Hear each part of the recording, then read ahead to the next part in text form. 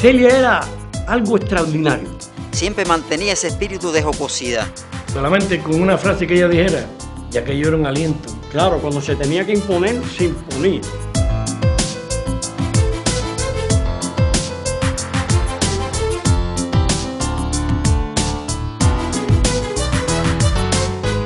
Era súper guapa, ella no tenía miedo a nada.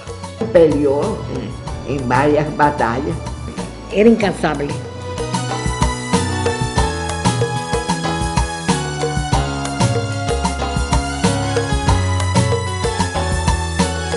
Celia era comandante entre los comandantes. La gente le planteaba a Celia para que Celia se lo planteara a Fidel. Y pasan cosas hoy y la gente dice, si Celia estuviera viva. Esa fue una premisa de ella, siempre la verdad.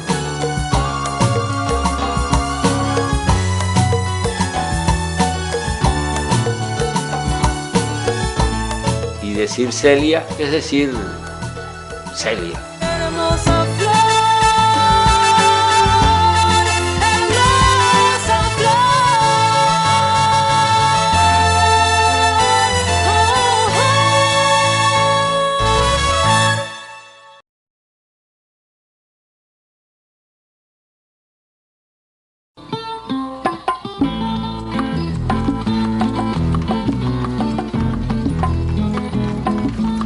Medialuna, ubicado en la actual provincia de Granma, en la llanura costera del Golfo de Guacanayabo, es un poblado que floreció en torno al Central Isabel. En este lugar, el 9 de mayo de 1920, a la 1 de la tarde, nace el quinto retoño de Acacia Manduley Alsina. Su esposo, Manuel Sánchez Silveira, médico del Central, recibe a la hermosa niña.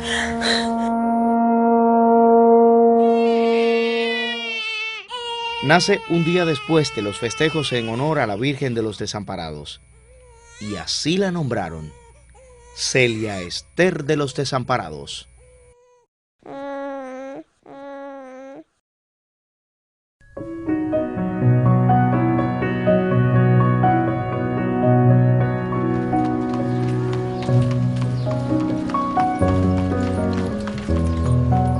Manuel compró un chalet donde instaló además su biblioteca y consulta privada. En un ambiente muy afectivo, creció la niña Celia.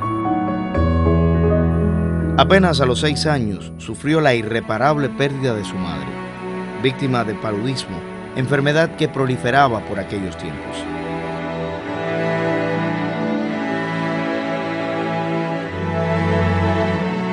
La tristeza y los sollozos la apartaron durante algún tiempo de los habituales juegos infantiles.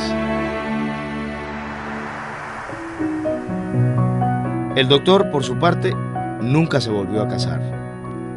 Querido por todos los vecinos, acostumbraba a visitar sus pacientes, acompañado de sus hijos, quienes fueron aprendiendo los sentimientos de bondad y solidaridad humana. Amante de la historia, muchas de las frecuentes lecturas que hacía a Celia y a sus hermanos tenían que ver con la vida y la obra de los próceres de la independencia, especialmente de nuestro apóstol José Martí. Sánchez fue director del Hospitalito del Central, fue médico de la Compañía de Seguros Las Aguas y fue médico municipal. Es importante aclarar que los ingresos de él como médico no fueron muy considerables, porque como pueden apreciar, aquí vivían y asistían a él las personas más pobres de este barrio, que no podían pagar una consulta. Celia inicia los estudios de enseñanza primaria con su hermana Flavia a los 7 años en una escuela privada en El Carmen, pero luego, a partir de 4º grado, empieza a estudiar en una escuela pública y conjuntamente con los estudios primarios ella empezó a tomar clases de piano con su hermana Flavia, que se lo impartieron las hermanas Rodés por un periodo aproximadamente de 3 o 4 años. También ella sentía inclinación hacia algunas manifestaciones del arte, como las artes plásticas. Realizó dibujos y tuvo premios infantiles. Pero además de eso, también le gustaban las artes manuales. Con su tía Gloria aprendió a bordar a máquina y a confeccionar los moldes de ropa que le sirvieron a lo largo de toda su vida, porque ya en su periodo de adultez, Celia confeccionaba su vestuario.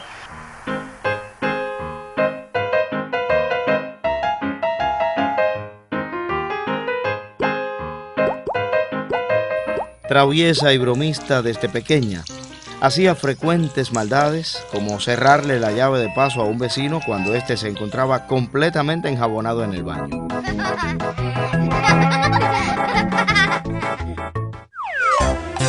Hasta bromas más complicadas, como la que le hicieron cuando un fotógrafo ambulante alquilara un local en Medialuna.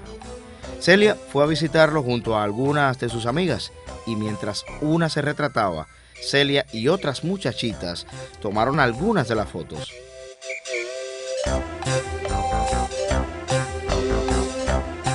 Las de mujeres las enviaron con dedicatorias a hombres casados y viceversa, lo cual puso momentáneamente en peligro a más de un matrimonio.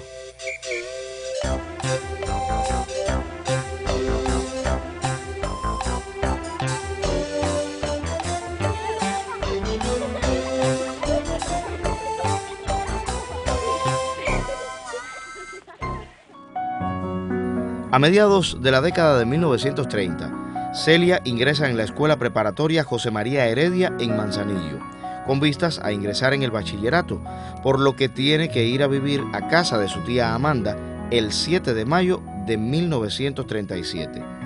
Celia llena su solicitud de matrícula en el Instituto de Segunda Enseñanza de Manzanillo y comienza los estudios en el curso 1937-1938. Menuda y atractiva, a los 17 años, Celia comienza a ser el centro de un grupo de amigas que en Manzanillo eran identificadas como los pavitos. Ella cautiva la atención de varios jóvenes manzanilleros, pero solo Salvador Sadurní, un apuesto y atlético muchacho, logra gozar de su simpatía. Reuniones en casa de sus amistades, paseos dominicales y excursiones a la playa llenaban de alegría su vida. Hay unas cuantas anécdotas también desde el punto de vista del temperamento de Celia.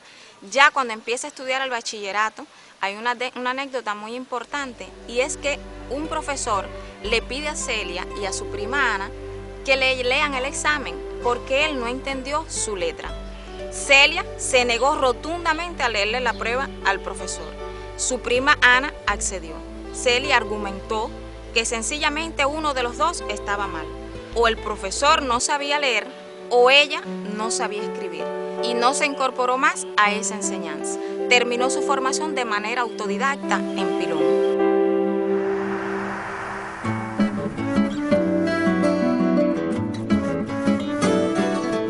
En 1940, la familia Sánchez se muda para el poblado de Pilón, donde a Manuel le ofrecen el trabajo de médico del Central Cape Cruz, pues la situación económica en Medialuna se había agravado producto de las disputas políticas con el esposo de la hija del dueño del Central.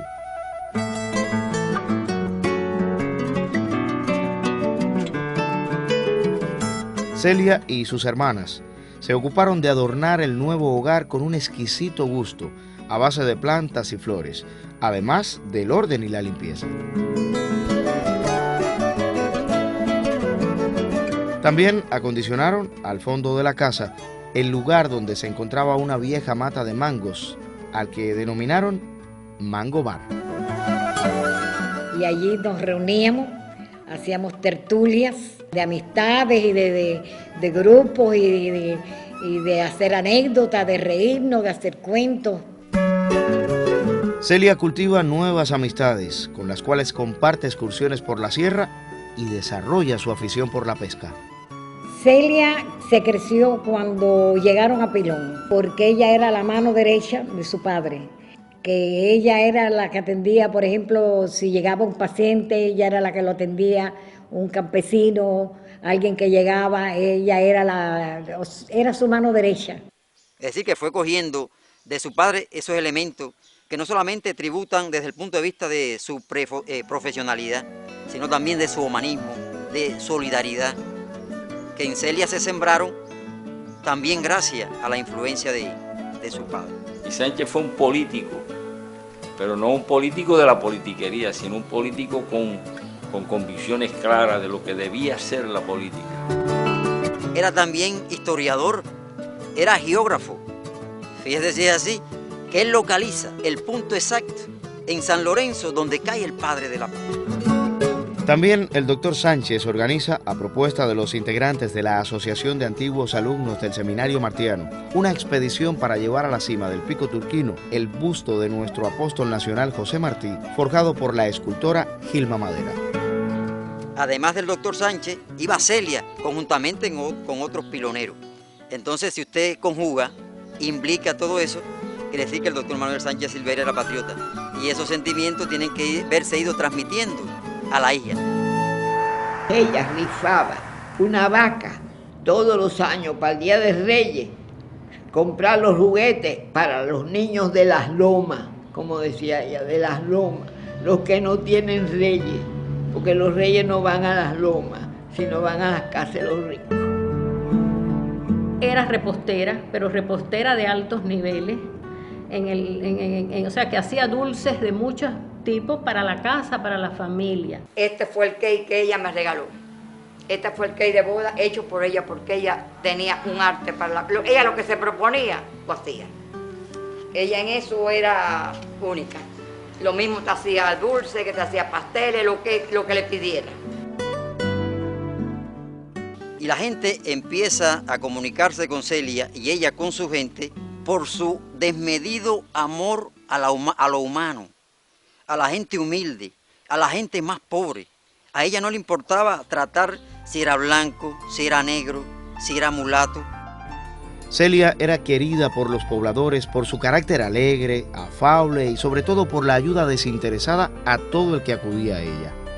Su influencia en Pilón, Medialuna, Niquero y las amistades en Manzanillo, adquiridas a partir de su etapa de estudiante en el instituto, hizo de Celia una ayuda esencial para la labor política de su padre, primero como miembro del Partido Auténtico y luego en la fundación del Partido Ortodoxo en Pilón.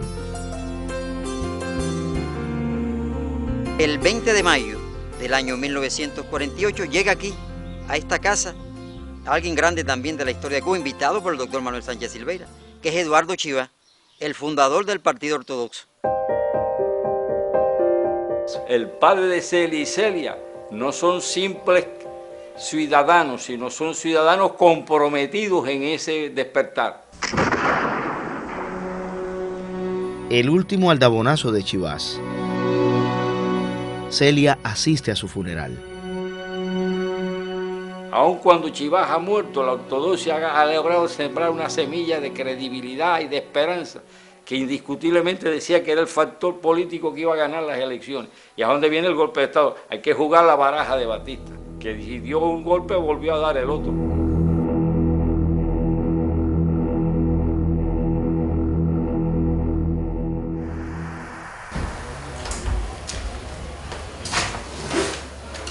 Aquel domingo 26 de julio de 1953, Celia se encontraba en una de sus habituales excursiones cuando, de regreso a la casa en Pilón, escuchó por la radio la noticia. De la mañana de hoy, un grupo subversivo en Oriente atacaron los cuarteles Moncada y Bayamo. Desde 3 ángulos distintos abrieron fuego contra las postas del Moncada, logrando introducirse en el ala derecha del cuartel. Es cuando surge el Moncada, que ella dice, esos son los hombres de la realidad. Ella choca con lo que ella soñó.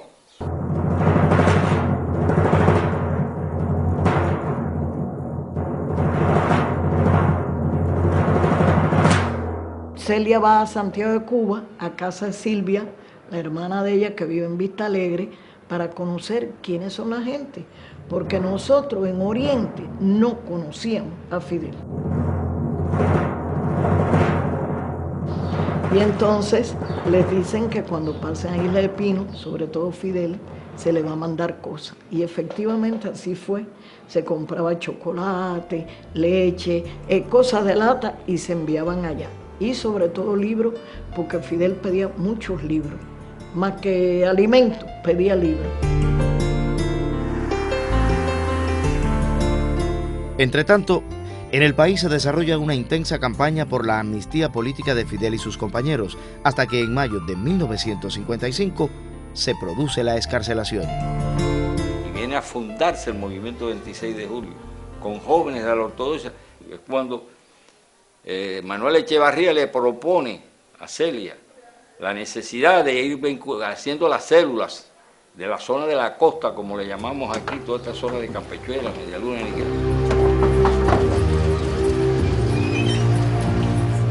Ella organizó células de 4 personas, 3 más uno que dirigía la célula.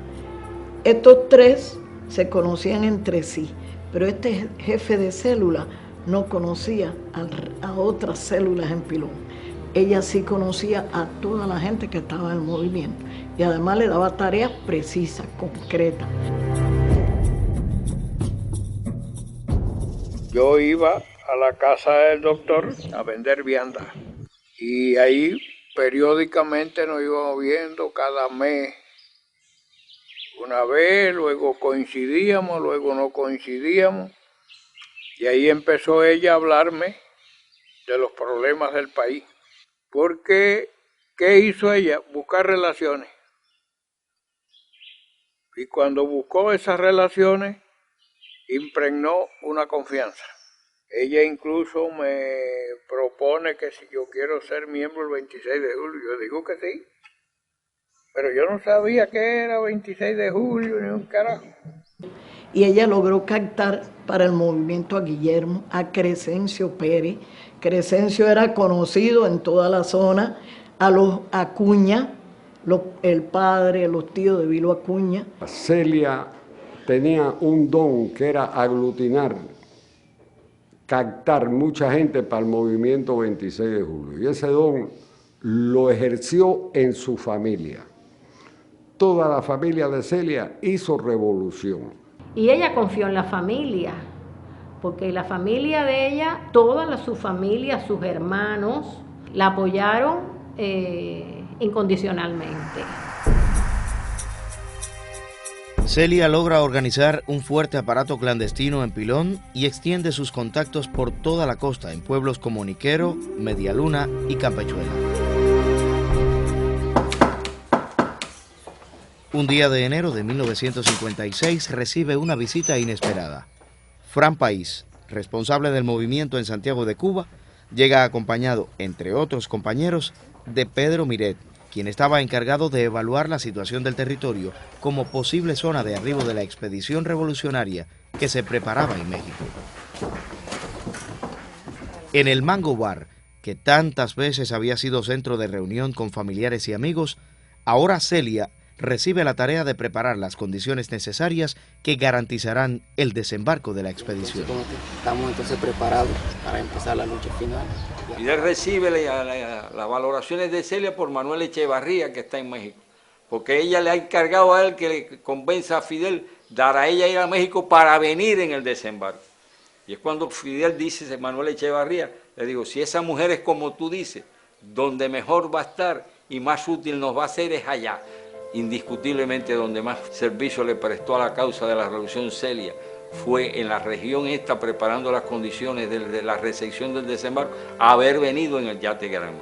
Celia es perseguida ahí tenazmente por el sargento del puesto, Rubén Matos Nieves, y ella sabe que él la está siguiendo y por lo tanto tiene que irse de Pilón y se va para Manzanillo. En Manzanillo también se vincula a la gente del 26 y empieza a trabajar clandestinamente dentro de las células del 26 en Manzanillo. En la casa de Pilón entraron los guardias, desalojaron cosas, se llevaron cosas, desbarataron cosas. Me acuerdo que sí, ya les registraron todo, viraron la casa al revés, empezaron a registrar todas las casas donde van. Ella se fue para allá. Entonces nosotros quedamos, al garete no, porque estábamos organizados. Fíjate que a mí me cogieron preso, me cogió Ojo Bello en Manzanillo. Y me metieron allá y hasta unas galletas me dieron. Y allí yo le mandé decir a ella que yo me iba a ir para allá porque esto estaba feo aquí, que ya me estaban dando. Y ella me dijo que no, que yo hacía más falta aquí, porque yo era un guisazo. Yo le decía la cantidad de tropas que venían, los que venían, yo le decía de todo. Yo se lo mandaba, todo eso lo sabían ellos enseguida por nosotros.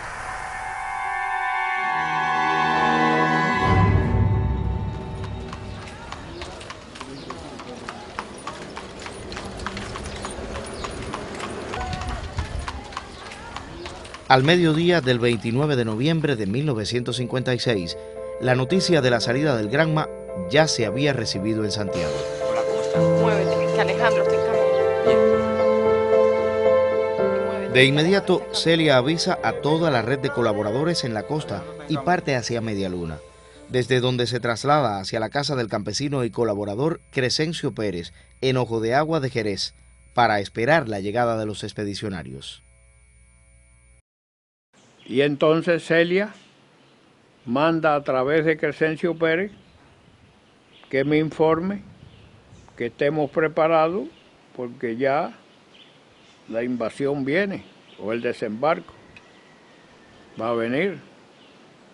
¿Por dónde? No se sabe, pero que se tengan medidas por las playas que tuvieran condiciones. El 30 de noviembre se produce el alzamiento en Santiago de Cuba, encabezado por Fran País, como parte de las acciones en apoyo al desembarco, el cual no se produce según lo planeado. La llegada de los expedicionarios era una incógnita. Ante tanta incertidumbre, en la mañana del 2 de diciembre, Celia sale hacia Santiago de Cuba para contactar con Fran, pero en el trayecto es sorprendida y apresada por la policía en un establecimiento de Campechuela. Me dejaron aquí como de señuelo, a esperar que los otros compañeros vinieran a hacer contacto conmigo para ir requisando gente, ¿no? Le pedí que si podía comprar una caja de fósforo. Me paré y compré una caja de fósforo. Vine, me senté otra vez, encendí el cigarro. Volví de nuevo otra vez y le pregunté a la muchacha, creo el muchacho que estaba aquí en la vidriera, si ellos tenían aquí chicle, y me dijeron que sí. Digo, voy a comprar una cajita de chicle, les pedí permiso, me levanté y fui a comprar la caja de chicle. Y ahí fue cuando yo escapé. Me escapé por esa puerta, por esta calle toda directa. La gente empezó a gritar, un alboroto tremendo, unos cerraban puertas, otros abrían y salían, las familias gritaban, yo doblaba por una esquina, doblaba por otra, y a toda carrera, y la policía atrás, unos tiros también que deben haber tirado al aire, no, parece que para amedrentarme o algo, hasta encontrar un solar. Cuando yo encontré un solar, me fui al solar y me tiré. El solar tenía una hierba baja, me fui arrastrando por toda esa hierba. Fui y pasé a otro solar más. Ya entonces sí todo era monte, aquello, un marabuzal tremendo. Yo pensé que el marabuzal me iba a hacer porque el marabuzal estaba grande, tenía muchas espinas, y yo me fui arrastrando. Yo pensé que era el mejor lugar donde yo podía escapar, porque por donde yo estaba pasando no pasarían ellos nunca. Allí había espinas por todas partes, yo me fui arrastrando entre todas aquellas espinas, me fui encajando todas las piernas, los brazos, la cabeza. Y cuando vi que quería orientarme, más o menos fui a donde había ruido. Y cuando fui a salir por el marabuzal me encontré que era atrás del cuartel de aquí de Campechuela. Eso me sirvió de orientarme a donde yo estaba y por donde podía estar la carretera. Y entonces de ahí volví, me arrastré hacia atrás, me arrastré mucho y fui a salir entonces a la carretera. En la carretera sí ya no había marabú, lo que había era una hierba muy baja, pero me quedé muy al canto de la carretera para ver los vehículos que pasaban, hasta ver una máquina con un civil que venía, sacaba la cabeza y vi el civil, me tiré a la carretera, hice seña y me paró. Cuando yo llegué a Manzanillo iba con muchos dolores porque se me hicieron unos forúnculos en la cabeza grandes de las espinas, tenía 3 espinas de marabú. Llegué con un poco de fiebre, parece que de lo mismo. Entonces mandé a buscar un médico, me sacó todas las espinas, me curó, me hizo curas en las piernas, en los brazos, más que todo la cabeza, que eran las que yo tenía parada. Una vez un tanto recuperada, la preocupación es, pese a todos los peligros, continuar rumbo a Santiago. Disfrazada de embarazada, llega inclusive en el camino a engañar a unos guardias y con el pretexto de un poco de café, logra entrar hasta la cocina del cuartel de la Rural y obtener información sobre el desembarco.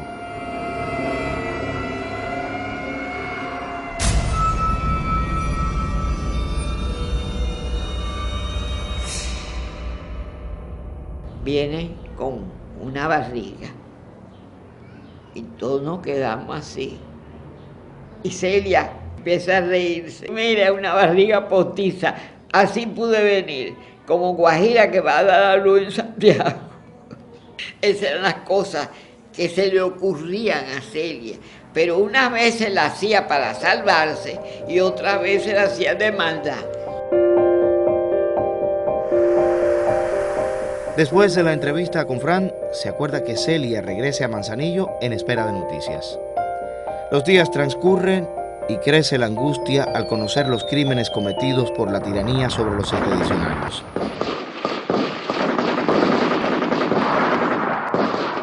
La alegría es inmensa cuando Mongo Pérez le trae a Celia la noticia que Fidel, Raúl y otros compañeros del Granma estaban a salvo en su finca, quienes después de ser sorprendidos en Alegría de Pío, lograron llegar a la Sierra Maestra. A partir de ese momento, la labor de Celia fue crucial para la supervivencia de los expedicionarios y el desarrollo de la guerrilla en la Sierra Maestra. El 23 de diciembre, Celia prepara el primer envío de suministros a la guerrilla, al que siguieron otros que incluyeron hasta hombres de refuerzo. Ella reunía todo lo que le parecía podía ser útil y lo hacía llegar a la sierra, al tiempo que mandaba y recibía informaciones o mensajes que la convirtieron en la principal vía de comunicación y apoyo a la guerrilla.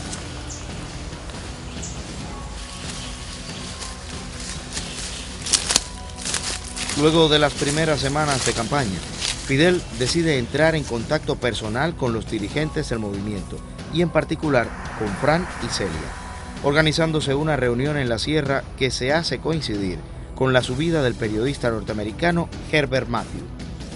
Al amanecer del 16 de febrero de 1957, en la finca del campesino Epifanio Díaz, en el Jíbaro, se produce el emocionante encuentro entre Fidel, Fran y Celia. Luego de intercambiar sobre la situación de la lucha hasta ese momento, a Celia se le da la misión de recibir, concentrar y enviar un refuerzo de hombres y armas que prepara Fran. Y se nos ocurrió la idea de revisar un marabuzal muy tupido que había, arriba muy tupido, no se veía nada, y entonces abajo se iban cortando las espinas con los troncos que tenían los marabuces, eso, y se hizo allí un campamento. Ahí surge el marabuzal, una cosa visto desde el punto de vista hoy es un gran disparate. Eso estaba a 1 kilómetro de la prisión, estaba a medio kilómetro la carretera de Manzanillo a Yara. Vaya, es una cosa, pero bueno, salió bien, y lo que sale bien es así como el día 15 de marzo. Salimos del marabuzal con 2 camiones cargados con aquella gente. Después hicimos un transbordo en el camino, porque había una zanja donde podía dar, y nos atacamos llegando a Calle Espino. De ahí salimos a pie y dejamos la gente ya encaminado para la finca Epifanio. Y ese fue el primer refuerzo enviado por Fran y Celia al comandante Fidel Castro, para comer de lo que hay. Yo siempre he dicho, he mantenido, que si el marabuzal tiene un nombre muy bien ganado, ese nombre son Fran País y Celia Sánchez Bandulén. Ese fue el alma del movimiento revolucionario en la región de Manzanillo y fundamentalmente de los expedicionarios del Granma, que si no es por ella, por la red que ella tiene criada, ninguno se hubiera salvado. Ella conocía, por ejemplo, a todas las personalidades de Manzanillo, los mismos médicos que los dueños de grandes almacenes, de tiendas de ropa. A las puertas que tocaba Celia había que ayudar. Son autoridades morales, además de vínculos sociales. Había credibilidad. Nadie podía pensar en que Celia iba a recaudar dinero para lucro personal. Celia hacía unos planes enormes. Cuando uno decía 100 pesos y decía 1000. Y entonces, Mica, vamos a salir a hacer una colecta. Vamos a ver a fulanito de tal. Y vamos a pedirle 500 pesos. Tía decía, Celia no es mucho. Y dice, no es mucho porque ese tiene bastante dinero. Además, Celia inspiraba respeto por su bondad, por su manera de pensar, por su manera de actuar. O sea que cuando pedía una ayuda, la gente sabía que estaba dando una ayuda por una cosa noble, para una cosa sin ser revolucionario. Había que ayudar a Celia. Se movía mucho. Ella no estaba muchos días en un lugar. Incluso la última vez estuvo a 2 cuadras de la jefatura de policía.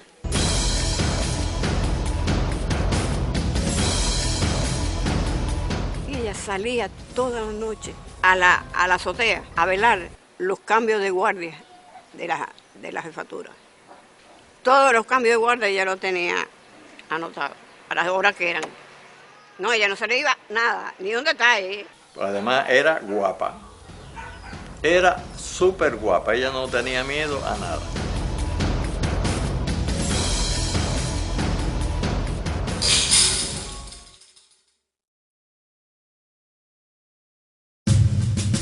En el mes de abril, Celia cumple la misión de organizar la recepción y el traslado de los periodistas norteamericanos Robert Tabor y Wendell Hoffman, interesados también en entrevistar a Fidel. Esta será la segunda ocasión en que sube a la sierra, y su permanencia será por un tiempo más prolongado. Se integra a la escuadra de la comandancia y, como el que más, participa en las largas caminatas que realiza la guerrilla. Y es una de las formas en cómo se destaca Celia, con aquella resistencia que fue capaz de soportar estoicamente aquella vida nómada. Había compañeros allí que abandonaban la guerrilla porque no soportaban el esfuerzo aquel, no podían soportar el hambre. Fueron muchos los que no soportaron aquello. Y Celia, sin embargo, estaba ahí.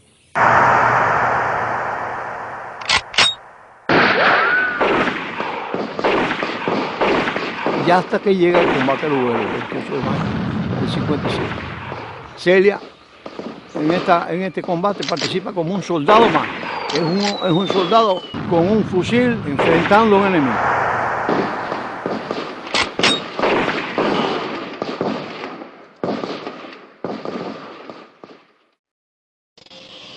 Días después del combate del Lugero, Fidel decide que Celia baje nuevamente al llano, pues se había conocido que Heber Matthew estaba de nuevo en Cuba y pensaba visitar Santiago en busca de nuevas informaciones sobre la lucha en la sierra. Además, debía aprovechar la ocasión para reorganizar el apoyo a la sierra en la ciudad de Manzanillo, que se había venido debilitando desde su partida. La tiranía, al conocer que Celia conspiraba nuevamente en la ciudad, intensificó su búsqueda y captura, por lo que en el mes de octubre se ve obligada a realizar su tercer y definitivo viaje a la sierra. Una mujer muy valiente, muy firme, muy inteligente, para escapar de la persecución. Nosotros la mandamos a venir para protegerla, para que estuviera aquí en la sierra. Y ahí se convierte en una madre nuestra. La ayuda para todos los rebeldes, ya me cogió un afecto, un cariño ahí tremendo. Y la ayuda para todos. Y además, lo más grande que tenía era esa ayuda que ella le daba a Fidel.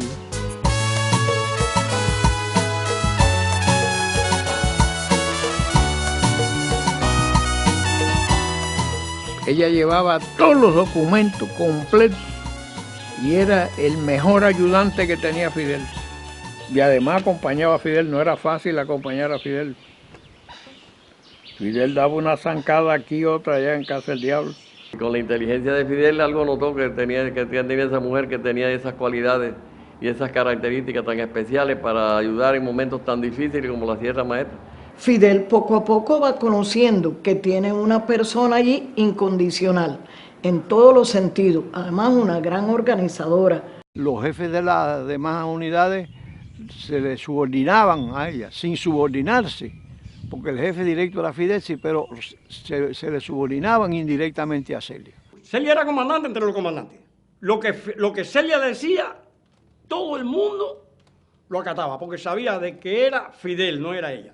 Nuestros campesinos, nuestros rebeldes, confiaban en ella, la queríamos mucho todos.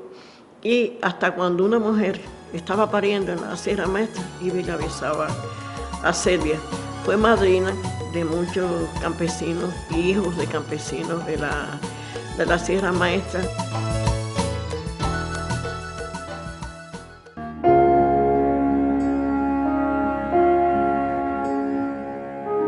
En el verano de 1958, Durante el rechazo de la gran ofensiva lanzada por el ejército de la tiranía contra la Sierra Maestra, Celia recibe la triste noticia de la muerte de su padre, que desde hacía un tiempo atrás padecía de una enfermedad incurable.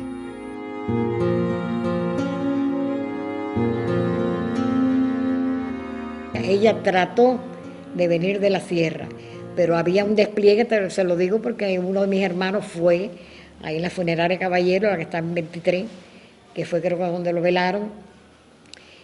Mi hermano fue y dice que había un despliegue, mirando a todo el mundo, buscándola a ella precisamente. Ella no pudo bajar porque la hubieran asesinado. Ella, sin embargo, no quiso flaquear y desempeñó una labor vital en el primer frente guerrillero, desde velar por la construcción de trincheras, controlar y distribuir estrictamente el parque y los alimentos, hasta recepcionar y enviar los mensajes e instrucciones que Fidel recibía o impartía. Cuando se traslada a la Comandancia General para La Plata, es Celia quien propone construir todas las instalaciones sin talar un solo árbol para garantizar el camuflaje ante la aviación enemiga. Al concluir el rechazo de la ofensiva, cuando Fidel decide crear el pelotón femenino Mariana Grajales, Celia le brinda su apoyo como fiel defensora de la participación activa de la mujer en todas las tareas. Ella inclusive la ropa de que usamos las Marianas, que fue nuestra madrina, fue ella quien me diseñó. Entonces decía para Tete, que es la más chiquita, o sea que esto hizo que ese cariño surgiera entre nosotros. El 11 de noviembre de 1958, Celia parte con Fidel desde La Plata y lo acompaña durante toda la ofensiva final del ejército rebelde hasta su entrada triunfal el 1 de enero de 1959 en Santiago de Cuba. Junto a él marcharía también en la Caravana de la Libertad.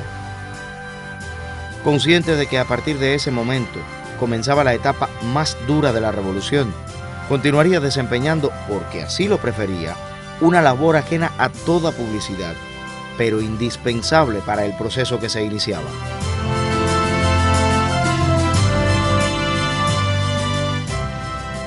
Ella no fue una persona que es de discurso, de pararse a arengas, de hacerse pública. Si había que hacer, yo me acuerdo siempre que ella escogía en el comité central la última fila, el último asiento, ¿no? O sea, a ella nunca le gustó ser centro. Había que ver cómo ella se vestía tan sencillo, con aquella ropa de saco, lindísima, pero de saco, las alpargatas, la cadenita. Ese era lo típico de Celia. En su idea se materializa la de crear una ciudad pesquera y la inaugura aquí el 9 de abril de 1964. En el pensamiento de Celia estaba la de establecer toda una infraestructura desde el punto de vista turístico, hoteles, la campiña. Ella visitaba en Mota, un lugar donde solía descansar, conversar, y allí ese lugar ahora aflora como un centro dedicado a los niños. Está la campiña pioneril, es el nombre que lleva. Y hablando de niños, qué soberbio amor tenía Celia por los niños. Ella, cuando triunfó la revolución, empezó a recoger muchachos de allá de la sierra, huérfanos, que tenían familia, no estaban abandonados, y lo empezó a traer para acá. Hizo un campamento en Cojima y lo llenó de muchachos. Cuando ella creó la escuela esa, ella precisamente pensó en los niños, precisamente de Pilón, de Marea, de toda la zona esta de La Plata, donde tenía que ver de aquellos que teníamos vínculos en la familia, que estaban trabajando precisamente con ella desde la clandestinidad. Ella toda la semana iba 2 veces a la escuela y se interesaba mucho por las clases, por los alumnos, que cómo nos desarrollábamos en la escuela, en el trabajo. Ella, cuando lo veía a uno un poquito preocupado, lo llamaba y le preguntaba qué problema, en qué podía ayudar. Y solamente con una frase que ella dijera, ya que yo era un aliento. Era una cosa de que todo se borraba. Celia integra la dirección de la Federación de Mujeres Cubanas y luego es nombrada como secretaria de la Presidencia y del Consejo de Ministros. Años más tarde, se encuentra entre los miembros fundadores del Comité Central del Partido Comunista de Cuba y en 1976, luego de la promulgación de la nueva Constitución, pasa a ser secretaria del Consejo de Estado y diputada a la Asamblea Nacional por Manzanillo.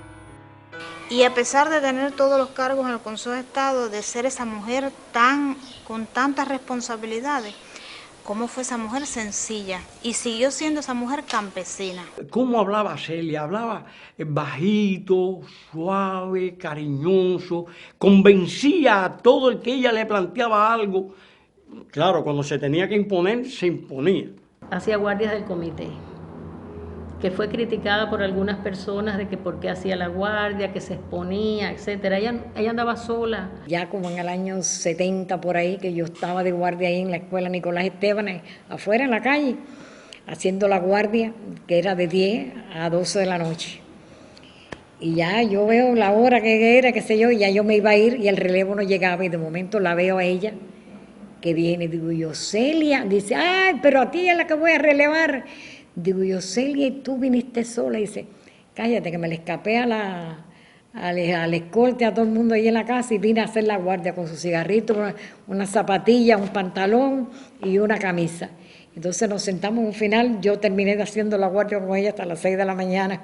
Y tú llegabas ahí, te encontrabas a Celia sentada siempre en el mismo lugar, llena de papeles, no sé qué, no sé cuánto, pam, pam, pam, pam, pam, trabajando ahí. Estaba trabajando y atendía a la familia y estaba en la conversación de la gente, no, porque eso no es así, no sé qué. El hábito de ella era de descanso muy poco. Quiere decir, ella descansaba, si descansaba 4 horas, en las 24 horas que restan en el día, era mucho. Y te oía todos tus planteamientos, te lo oía todo lo que tú sugerías, te daba sus ideas y si le parecía bien, inmediatamente, al momento te lo aprobaba. No había burocratismo, con Celia no había burocratismo ninguno. Era, tú llegabas, te decía sí, no, así, te sugería cosas y ya. Celia desempeñó también un papel decisivo en los aseguramientos de la campaña de alfabetización y los primeros planes educacionales de la Revolución. Emprendió obras como el Palacio Central de los Pioneros en el Parque Lenin, el Campamento Volodia, la ciudad de pioneros José Martí en Tarará, y se ocupó además de atender los planes turísticos orientados por Fidel en todo el país. Su pasión por obras en beneficio social la condujo a intervenir en otros proyectos como la céntrica heladería Copelia, el Jardín Botánico Nacional y la concepción del Parque Lenin.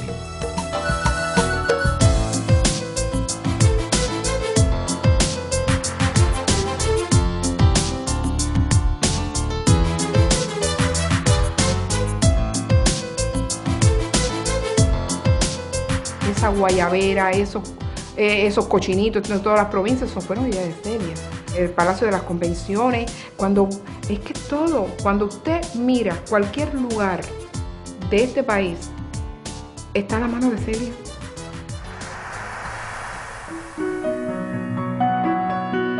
La otra gran pasión de Celia fue continuar el rescate y preservación de toda la documentación relacionada con la lucha revolucionaria. A ello se dedicó junto a un pequeño grupo de colaboradores con quienes crearía la Oficina de Asuntos Históricos del Consejo de Estado.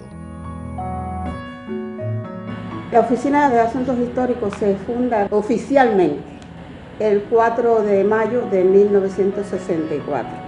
Digo oficialmente porque anteriormente ella tenía toda la documentación que hoy se conserva en esta oficina en su casa ahí en Once. Pero yo creo que lo más interesante de cómo se va conformando esto está dado, porque ella todo ese personal inicial que tiene aquí en la oficina lo manda incluso a Europa, a diferentes archivos de los antiguos países socialistas, para que tomen experiencia en esos lugares de cómo se hacía un archivo de la revolución, porque normalmente en esos países existe un archivo de la revolución.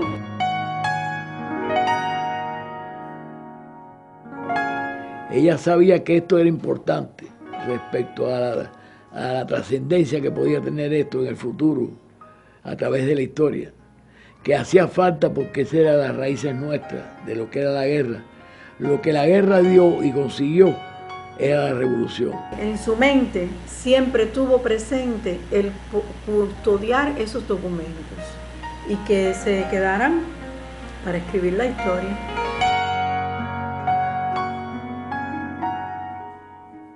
Ella siempre estaba al tanto de lo que opinaba la gente y tenía muchas vías de información, las propias amistades. Ella llamaba, por ejemplo, a mi mamá cuando Fidel daba un discurso: ¿qué te pareció? ¿Qué se comenta? ¿Qué dice la gente? O sea, llamaba mucho a mi mamá buscando la realidad, la verdad, porque esa fue una premisa de ella, siempre la verdad. La fuente de información de Celia era la misma familia. Llegaba Flavia, una de las hermanas, que era la responsable provincial de odontología. Le decía: Flavia, ven acá, ¿cómo están los policlínicos dentales? Ay, Celia, mira, no hay amalgama, no hay esto, no hay lo otro. No me digas, chique, y esto, ¿no? Y está faltando el agua en tal policlínico y falta esto. No me digas. Llamaba entonces al ministro de Salud Pública. Chicos, ven acá, me he enterado que hay problemas con la amalgama, que hay problemas con el agua en el policlínico. ¿Qué está pasando en salud pública? No, Celia, que los barcos que no vienen, que no sé qué, no, pero despreocúpese que nosotros lo vamos a resolver. Y al otro día se resolvía todo. Y pasan cosas hoy y la gente dice: si Celia estuviera viva, no pasarán estas cosas. O sea que siempre el pueblo, el joven, el alumno, el viejo, el campesino, las mujeres, todo, y a veces nosotros mismos decimos: si Celia estuviera viva, no estuviera pasando esto. Ella fue la que diseñó la atención a la población y la atención a nuestros combatientes. Todo el mundo tenía una confianza en Celia, en soluciones de todos los problemas. Todos los problemas que llegaban, Celia los cogía.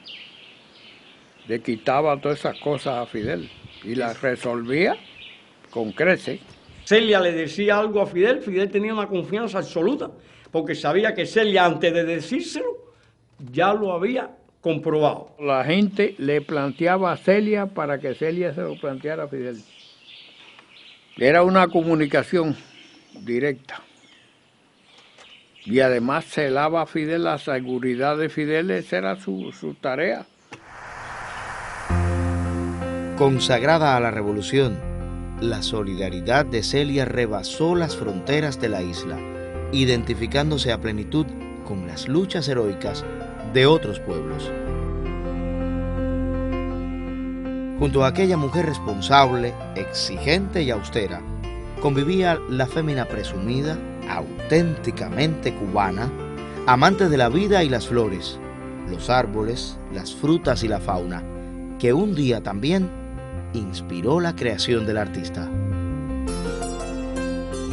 Celia estaba colmada de proyectos que su imaginación tejía, pero al mismo tiempo se vio obligada a enfrentar una terrible enfermedad que poco a poco se introdujo en su cuerpo.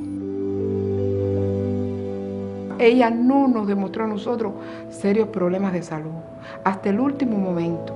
En la ONU ella estuvo en el año 79 y estuvo en el 30 de noviembre en el acto de Santiago de Cuba, y había que ver aquella sonrisa.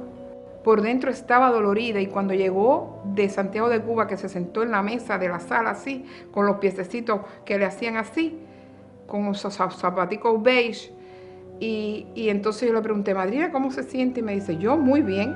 Había una reunión en el gobierno, que estábamos todos los directores, y entonces la secretaria viene y dice: Dilber, te llaman de La Habana. Yo le dije que estaba al lado de mí, digo: se murió Celia. Y efectivamente fue.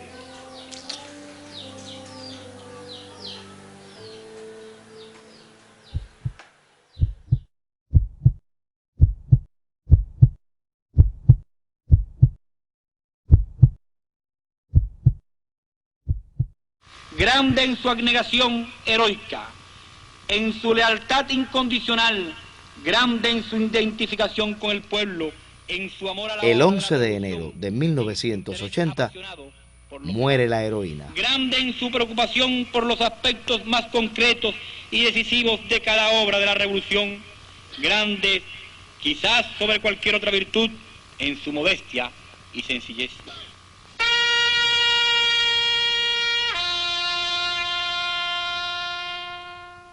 y me llamó tanto la atención cómo vinieron personas importantes de todas partes y vinieron artistas. Allí llegó Alicia Alonso, muy correcta, dándole el pésame al comandante que estaba cerca de nosotros.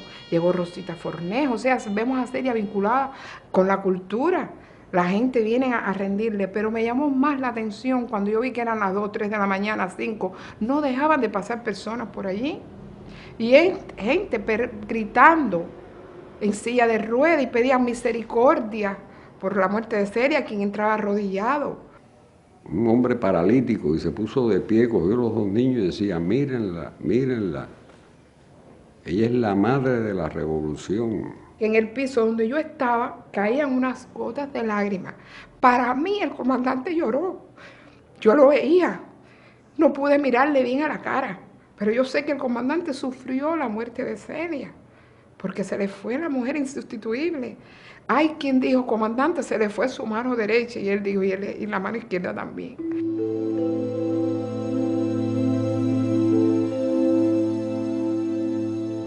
Y se perdió mucho. Lo que se perdió aquí es irrecuperable.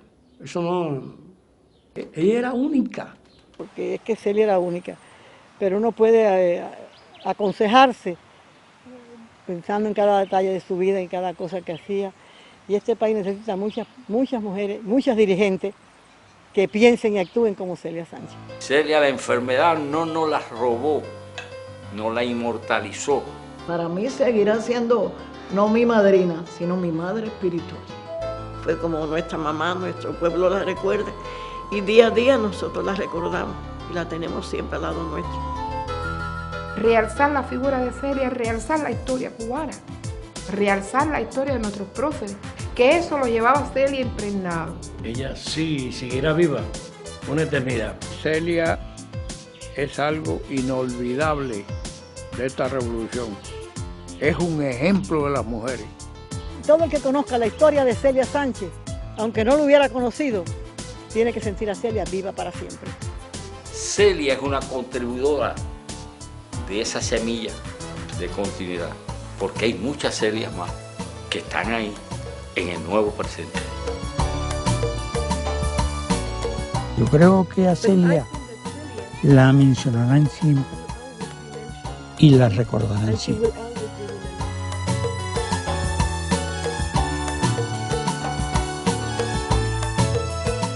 Celia aún nos da fuerzas, nos da aliento y nos impulsa con el ejemplo de su vida. Nos enseña las virtudes que debemos desarrollar, nos estimula en esta hora que vive la patria, América y el mundo para continuar hacia adelante.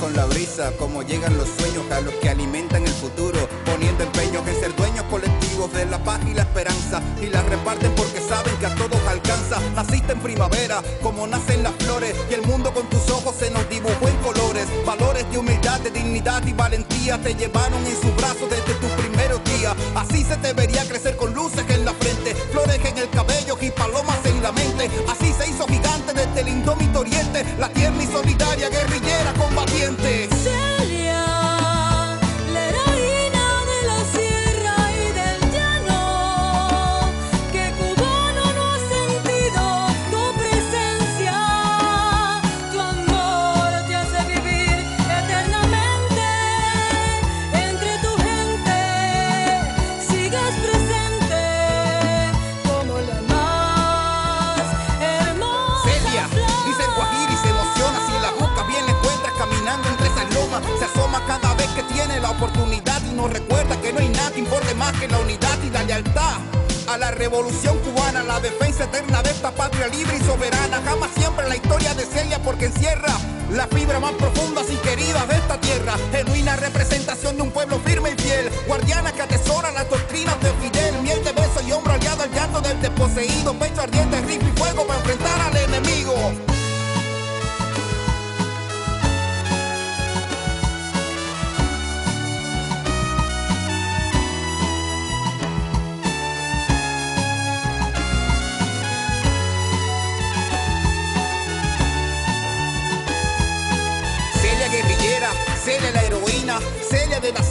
la lucha clandestina. Celia que camina y que no duerme mientras sienta que hay algo que hacer para hacer esta obra más perfecta. Celia que despierta y va de la palabra al hecho. Celia que no muere porque no siente el derecho.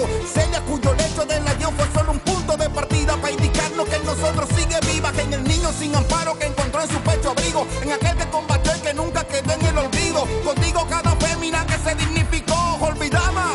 Yo te aseguro que no, si sigues en las luces de la estrella que alumbró tu cuna, en la fuente de aquel parque de tu media luna, en la fortuna del que junto a ti vio la ilusión de pensar hacer y defender esta revolución. Con su noble corazón ayudó a los infelices, llevando en sus cicatrices marcas de la tiranía, pero el pueblo todavía la recuerda con amor. Celia, convertida en flor, es más bella cada día.